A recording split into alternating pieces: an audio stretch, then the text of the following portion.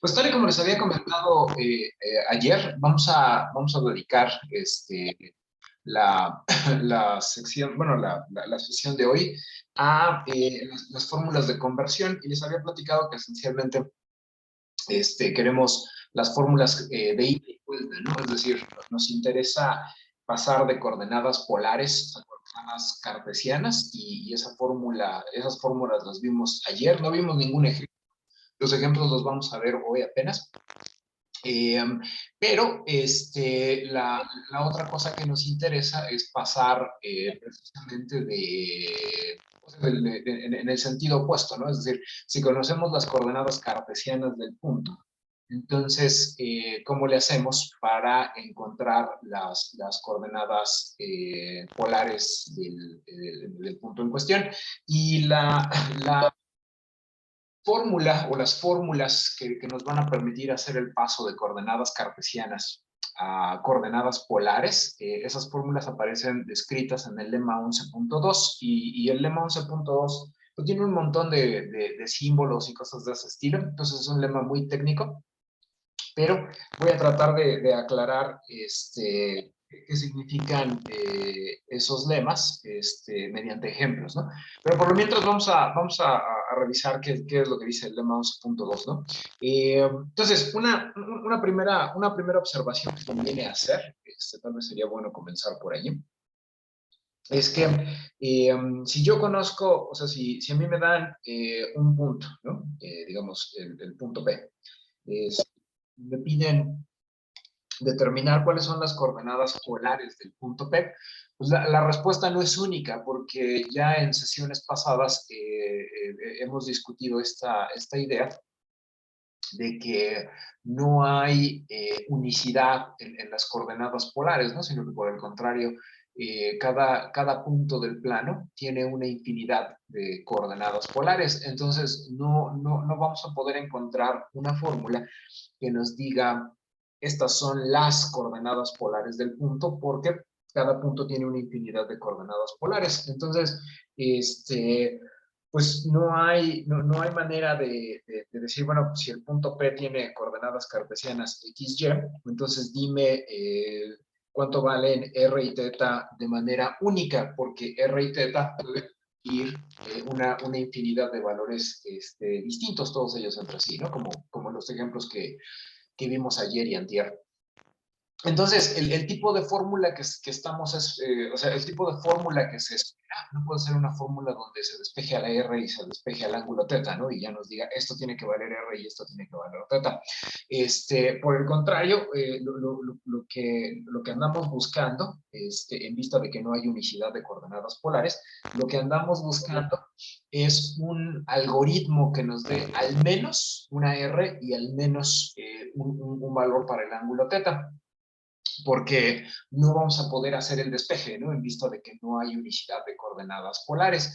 Y es por eso que el lema 11.2 no dice directamente, si quieres saber cuánto vale R, esta es la fórmula para encontrar R, y si quieres saber cuánto vale teta, esto es lo que vale teta, ¿no? Sino que está desglosado en condicionales, ¿no? Si tienes estas hipótesis, entonces tienes estas conclusiones, ¿no? Y bueno, como pueden ver ya en pantalla, ya lleva unos segundos allí, el lema 11.2 dice, dame las coordenadas polares del punto P, esos son X y Y. Y luego menciona una sigma, pero ahorita explico qué significa la sigma. Para el inciso 1 no lo vamos a usar. Entonces, vamos a ir probando este lema inciso por inciso. Y como pueden leer, el inciso 1 del lema 11.2 dice que si ρ y alfa son coordenadas polares del punto P, entonces hay un número real S que puede valer -1, que puede valer 1, de tal manera que ρ es igual a S multiplicado por la raíz de X cuadrada más Y cuadrada, ¿no? Entonces, no voy a leer ahorita todos los incisos, vamos leyendo renglón por renglón y vamos convenciéndonos de que renglón por renglón la cosa es cierta. Entonces, voy a comenzar la prueba la idea es trabajar aquí la demostración del lema 11.2. Eso es en lo que vamos a trabajar. Demostración del lema 11.2. Entonces, vamos a comenzar con el inciso 1. Bueno, ya les leí lo que decía el inciso 1. Entonces, ¿cuáles son las hipótesis que tenemos, ¿no? O sea, ¿con qué estamos trabajando acá? Bueno, las hipótesis es que son que el punto P tiene coordenadas cartesianas x, y no solo eso, sino que el punto P tiene coordenadas polares ρ, alfa, ¿no? Y entonces, lo que tenemos que obtener como conclusión en el inciso 1 del lema 11.2 es que puedo encontrarme un número real S que puede valer -1 o que puede valer 1, de tal manera que ρ es S multiplicado por la raíz de x cuadrada más y cuadrada, ¿no? Entonces, lo que está diciendo el inciso 1 del lema 11.2 es que si a mí me dan las coordenadas cartesianas y me dan las coordenadas polares, el radio de la coordenada polar es más menos la raíz cuadrada de x cuadrada más y cuadrada. Fíjense, cuando S vale -1, la idea es que ρ es el negativo de la raíz cuadrada de x cuadrada más y cuadrada. Mientras que si S vale 1, entonces ρ es la raíz cuadrada de y cuadrada, pero eso depende de ρ, ¿no? O sea, lo que estoy tratando de decir acá es que en estas circunstancias, por ejemplo, cuando S vale -1, lo que obtendríamos es que ρ es igual a menos la raíz cuadrada de x cuadrada más y cuadrada. Y cuando S vale 1, ρ sería la raíz de x cuadrada más y cuadrada. Pero de nuevo, ya habrán visto muchos ejemplos de existenciales, ¿no? En cursos previos, y la idea es que cuando se dice que existe una cantidad, uno no tiene control sobre quién es la cantidad, ¿no? Entonces, en principio lo que tenemos que hacer es mostrar que ρ es una de dos, o el negativo de la raíz cuadrada de x cuadrada más y cuadrada, o el positivo de la raíz cuadrada de x cuadrada más y cuadrada. Y ese es el inciso 1 del lema 11.2, ¿no? Tal y como pueden leerlo en el libro. Entonces, ¿cómo llegamos a la conclusión? Bueno, en primer lugar, el hecho de que P tenga coordenadas cartesianas, perdón, el hecho de que P tenga coordenadas cartesianas x, y P tenga coordenadas polares ρ, alfa, nos dice por las fórmulas que vimos ayer que x va a ser el radio multiplicado por el coseno del argumento y que y va a ser el radio multiplicado por el seno del argumento. Esto que estoy escribiendo en el último renglón de pantalla son justamente las fórmulas de conversión que vimos ayer. Ustedes conocen las coordenadas polares, las coordenadas cartesianas se obtienen mediante radio multiplicado por coseno del argumento y radio multiplicado por el seno del argumento, ¿no? Entonces, como tengo de hipótesis que P tiene coordenadas polares ρ, alfa, entonces las coordenadas cartesianas de P son ρ coseno de alfa y ρ seno de alfa, ¿no? Entonces, con esto, resulta que si yo tomo x cuadrada más y cuadrada, y la razón por la que estoy pensando en x cuadrada más y cuadrada, es que en lo que me piden demostrar, tengo que sacarle raíz cuadrada a esa cantidad. Tengo que pensar en la raíz cuadrada de x cuadrada más y cuadrada, pero estoy sombreando de verde. Entonces, me interesa saber a qué es igual eso en términos de ρ y de senos y cosenos, ¿no? Entonces, esto sería igual, digamos, inmediatamente a ρ por el coseno de alfa al cuadrado más ρ por el seno de alfa elevado al cuadrado. Es simplemente sustituir los valores de x y de y del renglón previo. Y como verán, esto es lo mismo que ρ cuadrada multiplicado por el coseno cuadrado de alfa más ρ cuadrada multiplicado por el seno cuadrado de alfa. Y entonces el siguiente paso puede ser factorizar ρ cuadrada, pues es un factor común, y entonces quedaría ρ cuadrada multiplicado por el coseno cuadrado de alfa más el seno cuadrado de alfa. Y por identidades trigonométricas, seno cuadrado más coseno cuadrado del mismo ángulo vale 1 todo el tiempo, y por lo tanto esto llega a ser ρ cuadrada. Entonces, en resumen, las cuentas que acabamos de hacer se resumen a que si yo tomo ρ y lo elevo al cuadrado, entonces esto va a ser x cuadrada más y cuadrada. Pero de aquí se saca justamente lo que queríamos. Recuerden que la conclusión es que debe existir, está en el primer renglón lo que estoy leyendo, ¿no? La conclusión es que debe existir un número real que puede ser -1 o 1, de tal manera que rho sea ese número real multiplicado por la raíz de x cuadrada más y cuadrada. Pero fíjense, aquí en el último renglón de pantalla, rho al cuadrado es x cuadrada más y cuadrada. Y entonces, esto quiere decir que si rho es positivo, rho es la raíz cuadrada positiva de x cuadrada más y cuadrada, mientras que si rho es un número negativo, pues entonces rho tiene que ser igual a menos la raíz cuadrada de x cuadrada más y cuadrada. De hecho, si rho es mayor o igual a cero, ¿no? Entonces, si rho es mayor o igual a cero, rho es la raíz cuadrada positiva, y si rho es negativo, entonces rho es el negativo de la raíz de x cuadrada más y cuadrada, y por lo tanto,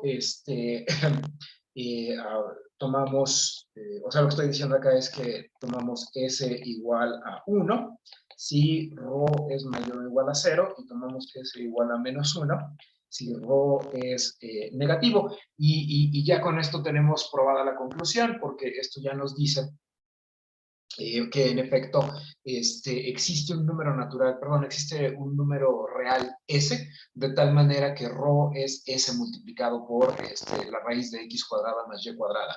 Y a menos que haya alguna pregunta, esta sería pues, justamente la demostración del inciso 1. ¿Alguno de ustedes tiene alguna duda? Profe, ¿por qué quedó la rho sola bueno, rho al cuadrado sola en un renglón? Eso fue lo que no. No entendí tu pregunta, Miguel Ángel. Arriba de donde viene en resumen, ya quedó nada más la rho al cuadrado. Pero, ¿cómo quedó sola? Pero es que, ¿cuánto es seno cuadrado más coseno cuadrado? Ah, ya, ajá, sí, es 1. Eso. Y cualquier cosa multiplicada por 1 es la misma cosa, ¿no? Muy bien. ¿Alguna otra duda? Y entonces eso prueba el inciso 1 del lema 11.2. El inciso 2 de dicho lema dice que si P es el origen, no les había platicado de este símbolo, pero cuando pongo el 0 en negrillas y le pongo una flechita de vector encima, a lo que me refiero es a que P es el origen, o sea, el símbolo, el 0 en negrillas, ¿no? Con una flechita encima, lo que significa es el vector 0, o sea, el vector origen, ¿no? Entonces, el inciso 2 dice que si P es el origen, entonces P tiene coordenadas polares 0, teta para cualquier ángulo teta. Pero la prueba del inciso 2, o sea, nada más anoté ahí el inciso 2, porque después vamos a, o sea, la idea es pensar en dos casos, ¿no? Si P es el origen y si P es distinto del origen. Pero cuando P es el origen, recuerden la convención que hicimos ayer, dijimos que teníamos por un lado el eje polar y que por otro lado teníamos las coordenadas cartesianas. E hicimos la convención de que en las fórmulas de conversión el origen y el polo son del mismo punto y el eje polar coincide con la parte positiva del eje de las X. Entonces, si yo estoy diciendo que P es el origen, eso es lo mismo que decir que P es el polo. Y en la primera sesión dijimos que las coordenadas del polo, o las coordenadas polares del polo, son 0, teta para cualquier ángulo teta. Entonces, en realidad, la demostración del inciso 2 no involucra ningún cálculo. Lo único que hay que hacer es recordar que en las fórmulas de conversión, el origen y el polo son del mismo punto. Entonces, decir que P es el origen es exactamente lo mismo que decir que P es el polo, y en efecto, las coordenadas polares del polo son 0, teta para cualquier ángulo teta, ¿no? Entonces, eso demostraría el inciso 2. Y no voy a anotar nada, porque toda la prueba es nada más las palabras que acabo de decir. ¿Hay alguno de ustedes que tenga alguna pregunta? ¿Hay alguien que requiera mayor explicación de la prueba del inciso 2? La prueba del inciso 3, por otro lado, la prueba del inciso 3, por otro lado, esa sí requiere varias cuentas, ¿no? Entonces, en el inciso 3, tal y como pueden leer allí, el punto del que estamos hablando es distinto del origen y nosotros definimos R como sigma, y aquí me remito a quién es sigma, en el enunciado del lema 11.2, estamos fijando un punto que tiene coordenadas cartesianas x, y estamos fijando un número sigma que puede ser -1 o 1, ¿no? Y entonces eso está ahí en el enunciado del lema 11.2 y esas hipótesis aplican para todos y cada uno de los incisos, ¿no? Para el inciso 1, el 2 y el 3. Entonces, en el inciso 3 estamos haciendo se está haciendo referencia a sigma y está diciendo, bueno, tú te tomas sigma y aquí tienes libertad de escoger si sigma vale -1 o si sigma vale 1, ¿no? Entonces define R como sigma multiplicado por la raíz de x cuadrada más y cuadrada. Y el inciso 3 tiene dos partes, el inciso A y el inciso B. Entonces, el inciso A de la parte 3 dice que si yo tengo un ángulo teta y este ángulo teta satisface que su coseno es igual a la fracción que pueden ver en pantalla y el seno de dicho ángulo es igual a la fracción que pueden ver en su pantalla, entonces el punto P tiene coordenadas polares R, teta, ¿no? Entonces, de nuevo, el enunciado del inciso 3 se ve muy técnico, o sea, se ve lleno de cuentitas y cosas de ese estilo. Entonces, permítanme quitar el texto de la pantalla y tratar de explicar qué es lo que está pasando con este, ¿no? Entonces, habíamos quedado que el inciso 2 tiene una prueba muy simple, entonces vamos a concentrarnos en el inciso 3A, o sea, vamos a demostrar el inciso 3A. De nuevo, aquí en el 3A, ¿cuáles son las hipótesis? O sea, ¿con qué estamos trabajando? Y las hipótesis con las que estamos trabajando es que el punto P tiene coordenadas cartesianas x, y. Esas son las hipótesis generales del lema en cuestión, ¿no? También estamos suponiendo que P no es el origen. Otra cosa que estamos haciendo es tomarnos un número real sigma, que puede ser -1 o que puede ser 1, y estamos definiendo R como sigma multiplicado por la raíz de x cuadrada más y cuadrada. Y espero que a estas alturas ya se vea que multiplicar por sigma en realidad es asignar un signo, ¿no? O sea, digamos, R, si ustedes escogieron sigma igual a -1, entonces R es menos la raíz cuadrada de x cuadrada más y cuadrada. Pero si ustedes escogen sigma igual a 1, entonces R es la raíz cuadrada de x cuadrada más y cuadrada, ¿no? Entonces, entonces tenemos como hipótesis esto, y no solo eso, sino que además se nos dice, o sea, también como parte de las hipótesis, se nos dice que teta es un ángulo con coseno de teta igual a sigma por x sobre la raíz de x cuadrada más y cuadrada, y seno de teta es igual a sigma por y sobre la raíz de x cuadrada más y cuadrada, ¿no? Entonces, todo esto que está anotado, todo lo que yo he anotado hasta este momento son hipótesis. ¿Y cuál es la conclusión? Es decir, ¿qué es lo que queremos hacer a partir de todas estas hipótesis, ¿no? O sea, se nos dio el punto, se nos dieron las coordenadas cartesianas del punto, se nos dijo que ese punto no es el origen, fijamos una sigma con las características mencionadas allí, definimos R, y alguien nos dio un ángulo que tiene las propiedades que aparecen en el penúltimo renglón de su pantalla, y todo eso es hipótesis, todo eso lo estamos dando por sentado, estamos suponiendo que todo eso es cierto. Entonces, ¿cuál es la conclusión a la que queremos llegar? Bueno, queremos llegar a que si yo me fijo en la pareja R, teta, R yo lo definí, está ahí arriba, y la idea es que teta es un ángulo que me dieron, ¿no? O sea, y además de darme ese ángulo, me dijeron que ese ángulo tenía las propiedades las propiedades que se mencionan ahí en pantalla. Entonces, la conclusión a la que quiero llegar es a que R y teta son un par de coordenadas polares para el punto P, ¿no? Entonces, eso es, a partir de todas las cuentas que están allá arriba, lo que quiero hacer es convencerlos de que P tiene coordenadas polares R, teta. Entonces, ¿cómo vamos a hacer eso? Bueno, pues para empezar, el análisis depende de quién sea la sigma, ¿no? Tal y como se puede ver en el ángulo superior derecho de su pantalla, sigma puede valer -1 o sigma puede valer 1, ¿no? Entonces voy a dividir la prueba en dos casos y el caso, el primer caso, el caso que quiero analizar aquí, es qué pasa si sigma vale 1. O sea que al momento de elegir el valor de sigma, ¿qué pasa si elegimos sigma igual a 1? ¿No? ¿Qué es lo que obtenemos? ¿No? Bueno, entonces, vamos a hacer lo siguiente. El punto P es un punto en el plano y sabemos que todos los puntos en el plano tienen coordenadas polares. El asunto es que aún no sabemos si R y θ son las coordenadas polares del punto P, pero P va a tener coordenadas polares porque es un punto en el plano. Entonces, déjenme escribir eso, ¿no? Entonces, como P es un punto en el plano,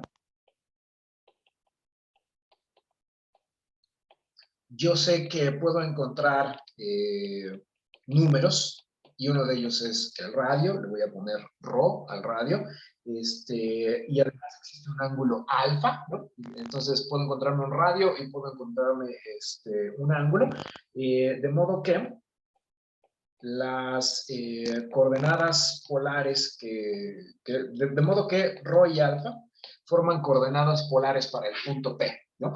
Dense cuenta que aquí no hay ningún problema porque todo punto en el plano tiene al menos un juego de coordenadas polares. El problema aquí es que no sabemos si R y θ son coordenadas polares para el punto P. Eso es lo que está en disputa, esa es la duda que tenemos, ¿no? ¿Alguna pregunta hasta este paso? Entonces fijo un par de coordenadas polares y una de las observaciones que conviene hacer aquí es que como P no es el origen, entonces ρ debe de ser un número positivo porque como ρ no es el origen, perdón, como P no es el origen, entonces ρ es una de dos, ¿no? O sea, o es la distancia entre el polo y P, o es el negativo de la distancia entre el polo y P, porque recuerden que en la sesión de ayer platicamos que ahora ya los radios pueden ser negativos y los ángulos pueden ser, los radios pueden ser negativos. Entonces, como P es distinto del origen, puedo suponer, si quieren, vamos a ponerlo así, ¿no? Como P es distinto del origen, entonces puedo suponer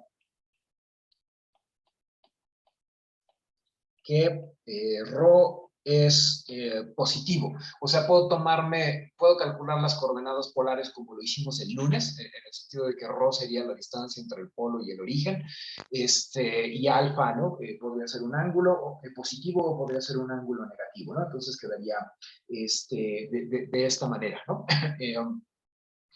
Y ya con esto, el asunto es que ahora me fijo en que el punto P tiene coordenadas polares ρ, alfa, y al mismo tiempo, por hipótesis, el punto P tiene coordenadas cartesianas x, y.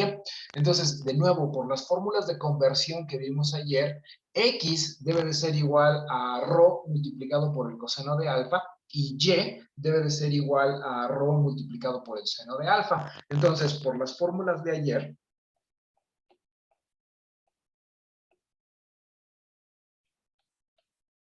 queda esto.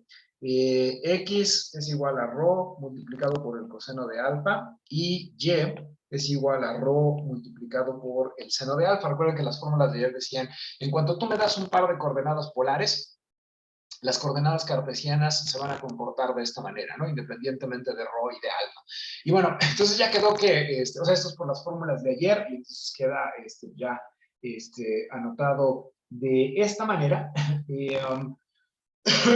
Y una de las cosas que podemos hacer ahora y que vamos a ver y que vamos a hacer es la siguiente. A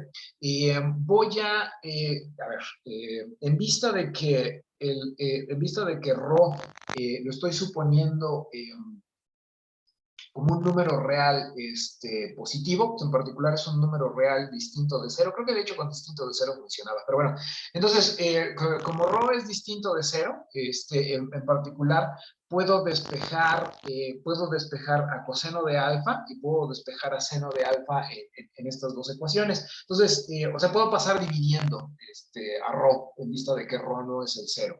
Entonces, a partir de la primera, deduzco que el coseno de alfa es igual a x dividido entre rho, paso dividiendo, y de la segunda, deduzco que el seno de alfa va a ser igual a y dividido entre rho, de nuevo lo paso dividiendo. Y el asunto ahora es que quiero reescribir algunas cosas acá. Entonces, tal y como decía el inciso, tal y como decía el inciso 1, si rho y alfa son las coordenadas polares del punto P, entonces, o sea, lo que estoy haciendo es leer el inciso 1 que está en pantalla, ¿no? Si rho y alfa son las coordenadas polares del punto P, entonces existe el número real S, de tal manera que rho es S multiplicado por la raíz de X cuadrada más Y cuadrada, ¿no? Entonces, por la hipótesis de que rho es positivo, o sea, digamos, a partir de que lo que estoy tratando de decir acá es esto, ¿no? A partir de que rho es positivo, puedo utilizar el inciso 1 de este lema. Entonces, el inciso 1 de este lema me diría que rho se puede escribir como más menos la raíz de x cuadrada más y cuadrada, ¿no? Eso es lo que me diría el inciso 1. Pero de hecho, como la rho es positiva, yo sé que la S, o sea, va a ser igual a 1 en vista de que en vista de que lo que hace la S es simplemente determinar cuál es el signo que debe de corresponderle a la raíz cuadrada. Entonces, en otras palabras, como rho es positivo, puedo utilizar el inciso 1 y el inciso 1 me dice que rho debe de ser más o menos la raíz cuadrada de x cuadrada más y cuadrada. Ahora, no puede ser menos la raíz cuadrada de x cuadrada más y cuadrada, porque el rho es positivo. Si le pusiera un signo menos, eso haría que obtuviese un número negativo, pero rho es un número positivo. Creo que dije esto, ya he repetido esto muchas veces, pero de cualquier modo, déjenme preguntarle si hay alguno de ustedes o alguna de ustedes que tenga alguna pregunta. ¿Sí se entiende bien por qué rho debe ser la raíz positiva, ¿no? De x cuadrada más y cuadrada, o hay alguna duda?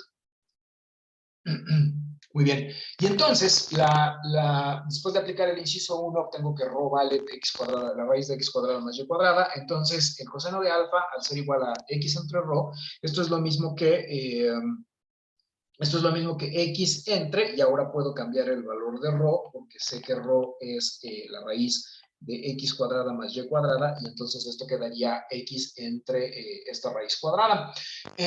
Pero, esto es lo mismo. Recuerden que estamos analizando, ahí está en el primer renglón de su pantalla, estamos analizando el caso sigma igual a 1. Y habíamos quedado en que parte de las hipótesis, ahora fíjense en el primer renglón de pantalla, habíamos quedado en que parte de las hipótesis era que el coseno de teta era sigma multiplicado por x sobre la raíz de x cuadrada más y cuadrada.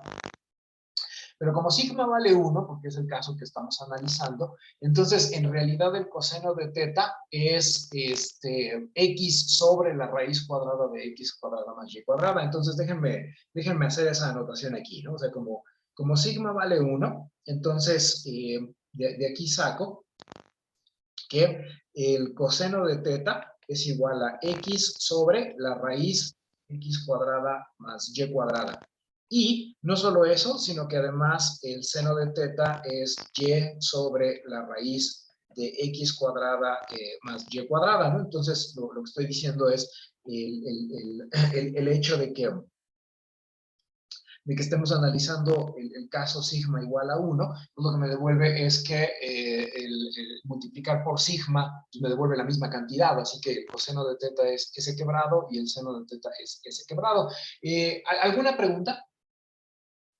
Entonces, todas estas cuentas que he estado haciendo, ¿no? A lo largo del pizarrón, a lo que me llevan es a que esto último es igual al coseno de teta. O sea, fíjense, lo que escribí aquí arriba dice que el coseno de teta, en el ángulo superior derecho, ¿no? Lo que está encerrado en el rectángulo verde, el coseno de teta es x sobre la raíz de x cuadrada más y cuadrada. pero ahora fíjense en el último renglón de pantalla, x sobre la raíz de x cuadrada más y cuadrada, pues es justamente la cantidad que está allí, y por eso eso debe ser igual al coseno de teta. Entonces el coseno de alfa es el coseno de teta. Y de manera similar, si yo sustituyo el valor de rho, entonces voy a obtener que es, esto es y dividido entre la raíz de x cuadrada más y cuadrada. Entonces, nuevamente nos fijamos en lo que está encerrado en el rectángulo verde. Y seno de teta es igual a esa fracción. Y eso quiere decir entonces que esta última cantidad es igual a seno de teta.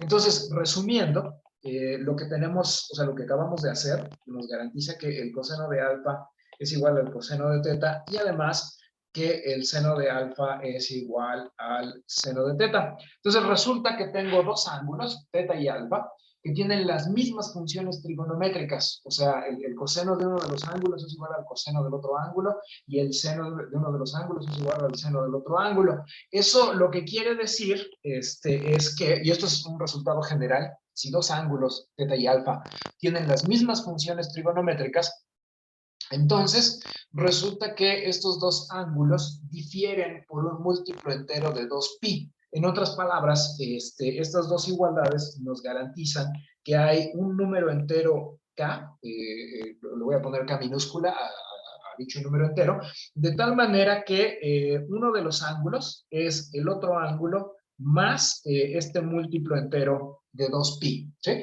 Entonces, repito, lo que estoy utilizando acá es, en general, vamos, olvídense de coordenadas polares, en general, si dos ángulos teta y alfa tienen las mismas funciones trigonométricas, entonces uno de ellos es igual al otro más algún múltiplo de 2pi. Y lo que dice el último renglón es en símbolos, justamente que teta es alfa más un múltiplo de 2pi, ¿sí? Pero entonces, entonces el asunto es como sigue. Fíjense cuáles, vamos a regresar a las hipótesis. Entonces, en las hipótesis teníamos todo este rollo, y una de las hipótesis que quiero resaltar es que R se eligió como sigma, esa fue una definición dada mediante hipótesis, ¿no?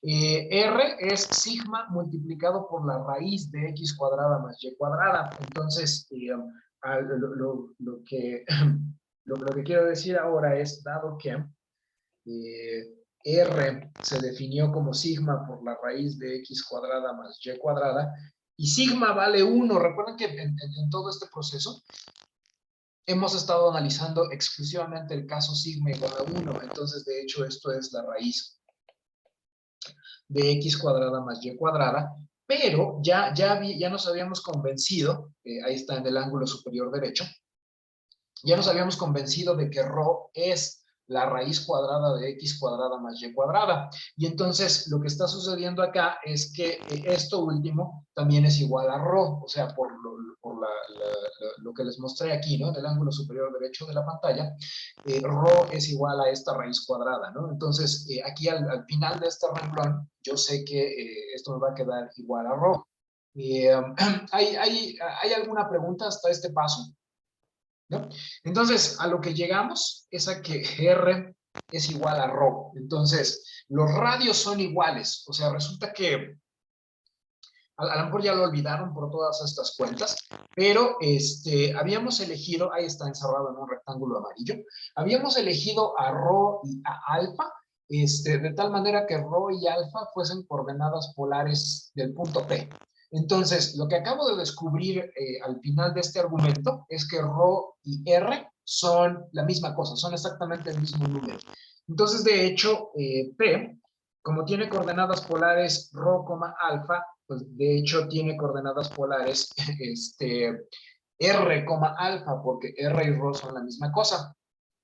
Pero en vista de que teta es igual a alfa más 2 veces k por pi, o sea, en otras palabras, teta se puede obtener simplemente tomando el ángulo alfa y moviendo un múltiplo entero de 2 veces pi. Y una de las cosas que hicimos ayer fue convencernos de que si yo tomo un par de coordenadas polares y agarro el ángulo y le sumo un múltiplo entero de 2pi, entonces el nuevo ángulo sigue siendo coordenada polar del punto original. Entonces, en otras palabras, P es de la forma R, alfa, porque R y ρ son iguales, y además, teta es lo mismo que alfa más 2 veces K por pi.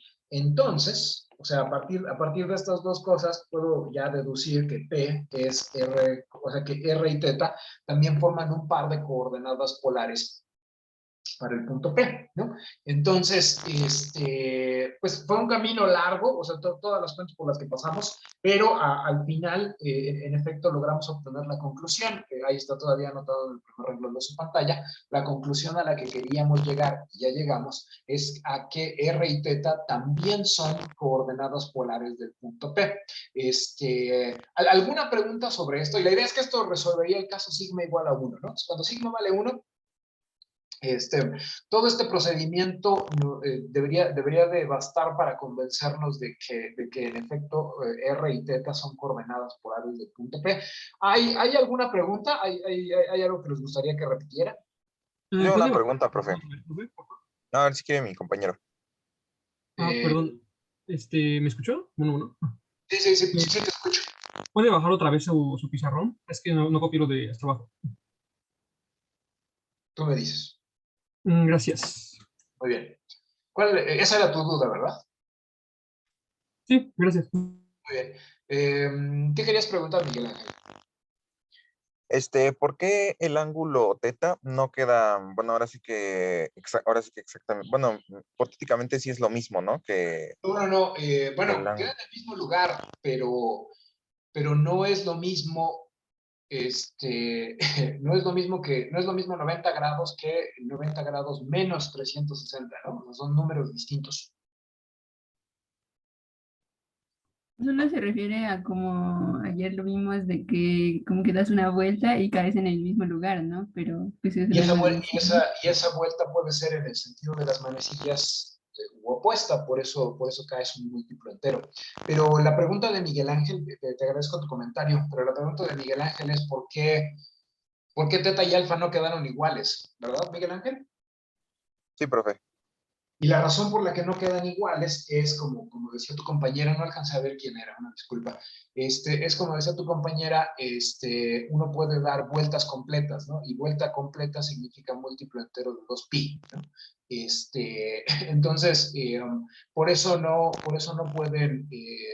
pueden quedar idénticos, porque tal y como intenté explicar ayer, todo punto tiene una infinidad de coordenadas polares. Entonces, no podemos decir que va a quedar precisamente teta, porque teta más 2pi o teta menos 2pi, pues es otro ángulo que también funciona. ¿Sí? ¿Sí aclara esto tu duda? Sí, profe, muchas gracias. Muy bien. ¿Alguna otra cosa? ¿Se ve bien? Ajá. Entonces, cuál sería el otro caso? Bueno, el segundo caso sería que sigma valga menos 1, ¿no? O sea, recuerden que estamos haciendo el análisis esto dependiendo de qué valor le corresponde a sigma. Y el asunto con sigma igual a menos 1 es que no lo voy a hacer porque el desarrollo es muy similar, solo hay algunos cambios en los signos. Pero se les pide que ustedes hagan la prueba en el ejercicio 11.2, ¿no? Entonces, pues voy a pasarle esa responsabilidad al ayudante, ¿no? Entonces, sigma igual a menos 1 es el ejercicio 11.2 y esto probaría ya el inciso B, y lo que quiero hacer ahora, bueno, sería la demostración, lo que quiero hacer ahora es que veamos un ejemplo de cómo se usan las fórmulas. Naturalmente, en el lema, como que hay muchas fórmulas, ¿no? Entonces, cuando digo cómo se usan las fórmulas, a lo mejor no se ve de cómo se usa el lema 11.2 para pasar de coordenadas cartesianas a polares, y ahorita vamos a ver un ejemplo de eso. Pero quiero ver dos ejemplos, uno de, dadas las coordenadas polares, cómo se encuentran las coordenadas cartesianas, ese es un ejemplo, y el otro ejemplo que quiero hacer es mostrar cómo se pasa de coordenadas cartesianas a coordenadas polares. Entonces, en pantalla ya están viendo en la parte superior la actividad 11.3. Entonces, Entonces, en la actividad 11.3 se nos dan las coordenadas polares de un punto, en este caso es 3,120 grados.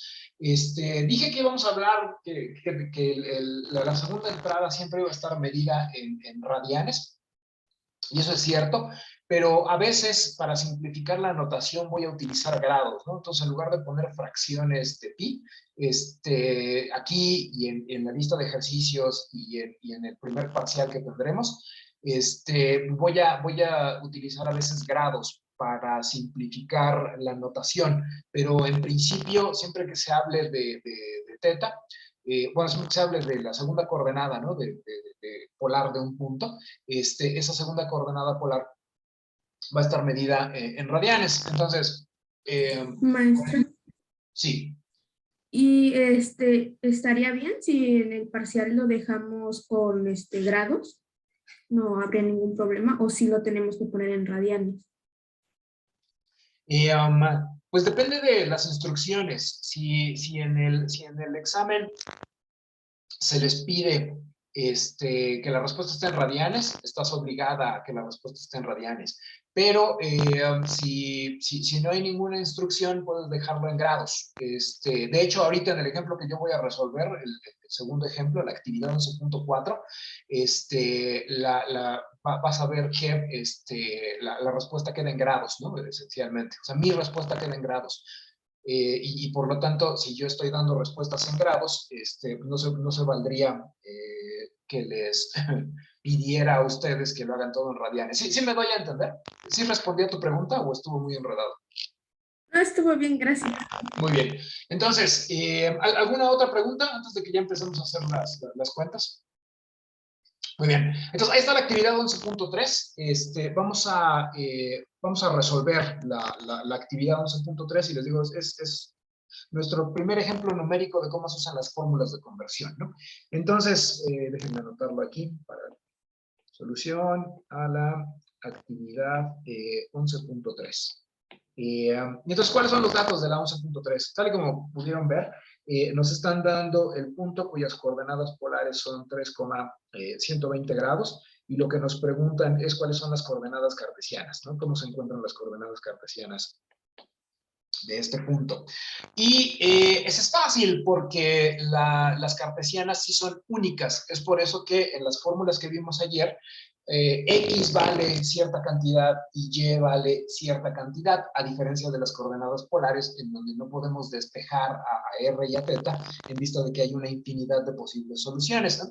Entonces, en estas circunstancias, la idea es que R vale 3 y teta vale 120 grados. Entonces, las fórmulas que vimos ayer, las de conversión de polares a cartesianas, nos dicen que X tiene que ser igual a R multiplicado por el coseno de teta. En otras palabras, esto debe de ser 3 multiplicado por el coseno de 120 grados, por un lado.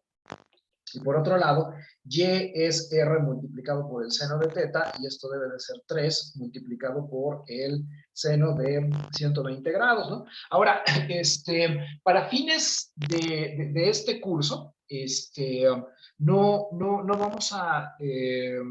el cálculo de las funciones trigonométricas no pasa por utilizar una calculadora científica, o alguna cosa de ese estilo. Para el cálculo de funciones trigonométricas, los vamos a obligar, ¿no? A utilizar esta tabla, ¿no? Entonces, en la página 27 del libro, aparece esta tabla de valores, ¿no? De funciones trigonométricas. Entonces, como podrán ver, se nos pide que hallemos el seno. Bueno, como podrán ver, la primera columna es el ángulo, la segunda columna es el seno del ángulo, la tercera columna es el coseno y la última columna es la tangente, ¿no?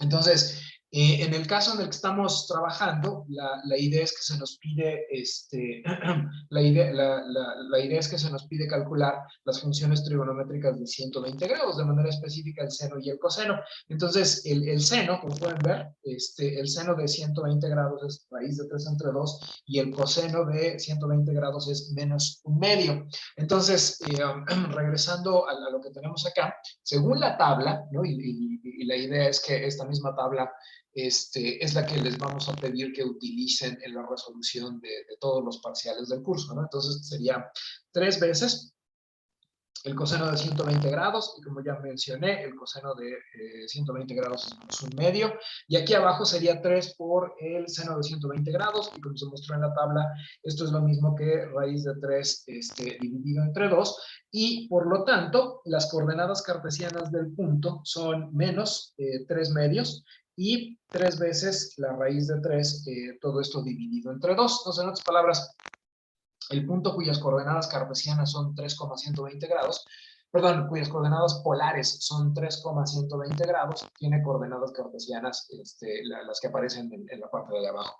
Y eso más o menos, déjenme hacer un diagrama acá, y esto más o menos tiene sentido, porque 3,120 grados significaría, desde el eje polar, medir 120 grados, entonces aquí estaría yo midiendo 120 grados, y luego, como el radio es positivo, tendría que, o sea, entonces aquí, ¿no? Terminaría en 120 grados, y como el radio es positivo, lo que tendría que hacer sería moverme 3 unidades en la dirección del rayo rojo, y este sería el punto cuyas coordenadas polares son 3,120 grados, ¿no? Sería ese punto. Pero ahora, ¿cómo se vería esto en forma cartesiana? Recuerden que en forma cartesiana el polo coincide con el origen, la parte positiva del eje de las X es el eje polar, y aquí está el eje de las Y, ¿no? Y entonces encontramos, deducimos, ¿no? A partir de las fórmulas que o sea, el punto azul tiene coordenadas polares 3,120 grados, pero al mismo tiempo tiene coordenadas cartesianas menos 3 medios, o sea, menos 1,5, lo cual significa que cuando proyecto este punto acá, aquí me queda menos 3 medios. Y tiene de altura, o tiene de coordenada y, 3, raíz de 3 entre 2. Entonces, si proyecto este punto acá, aquí me queda, digamos, 3 veces la raíz de 3 entre 2, y por lo tanto este numerito también es 3 veces la raíz de 3 entre 2. Entonces, en efecto, digamos, gráficamente uno puede comprobar así visualmente que todo coincide bien, ¿no? O sea, en efecto, el punto cuyas coordenadas cartesianas son 1,5, 3 raíz de 3 entre 2, es el mismo punto que tiene coordenadas polares 3,120 grados, ¿no? ¿Alguna pregunta sobre esta actividad, sobre este ejemplo? ¿No? Muy bien, entonces este es el fácil, en el sentido de que, pues nada más dar el formulazo, ¿no? El que no, el que va a requerir un poco más de, el que va a requerir un poco más de cuentas, ¿no? Y por ende ya no me da tiempo a hacerlo, ¿no? Ya nada más quedan 2 minutos de la clase, y en 2 minutos no voy a poder resolver el otro, que es el complicado, el de dadas las coordenadas cartesianas, ahora dime un par de coordenadas polares, ¿no? Incluso la actividad pide que encontremos 2 pares de coordenadas polares. Entonces vamos a dejarle acá, y el viernes, recuerden que el horario de la clase es todos los días menos el jueves, ¿no? Y entonces nos vemos el viernes, y comienzo la sesión del viernes con la actividad esta que pide pasar de coordenadas cartesianas a coordenadas polares, y eso es justo la actividad en donde se explica el uso del lema que probamos hoy, ¿no? Muy bien, entonces ya eso sería todo lo matemático. No sé, ¿hay alguna pregunta, algún comentario? Bueno, siendo ese el caso, nos estamos viendo el viernes, y pues mucha suerte. Nos vemos.